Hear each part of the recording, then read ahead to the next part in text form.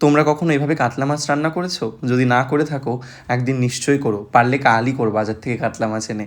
এবার বলি আমি কি করে রান্না করলাম। সেদিন ভিডিও স্ক্রোল করতে করতে একটা ভিডিও এলো, কাতলা মাছের ঠিক এই রান্নাটা করছিল কেউ একজন, ঠিক আছে?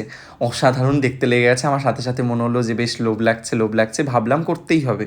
দু একদিন যেতে না যেতেই ভাবলাম আজকে বানিয়ে ফেলি। আজকে হাতে সময় কম ছিল, আর আমি সেদিন ভিডিওটাতে দেখেছিলাম এটা করতে নাকি কম সময় লাগে, তো ভাবলাম এটাই ট্রাই করা যেতে পারে। তাহলে ট্রাই করে শুধু খেয়েছি বলে বলছি না, যখন রান্নাটা করবে এত সুন্দর গন্ধ ছড়াবে, সেই গন্ধেই তোমার অর্ধেক খাওয়া হয়ে যাবে। তারপর তো রান্নার কথা।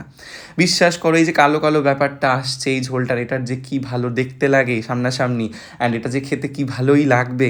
তোমরা যদি একটিবার খাও, আমার কথা তোমাদের একবার হলেও বলতে হবে। যাকগে, বিষয়টা হলো এইভাবে তোমরা রান্না করবে।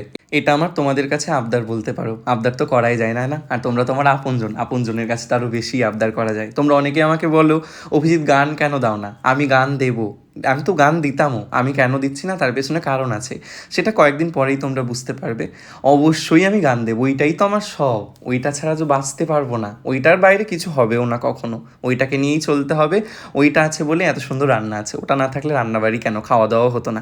তোমরা সকলে খুব ভালো থেকো, নিজেদের খেয়াল রেখো। সত্যি বলছি, ভালো কিছু আসছে, ধৈর্য ধরো, গান অবশ্যই দেবো। তোমরা নিজেদের প্রতি যত্নশীল হও, বেশি করে জল খেও, ঠান্ডা লাগিও না। ততক্ষণের জন্য খুব ভালো থেকো, নিজেদের শরীর মনে যত্ন নিও। কেমন?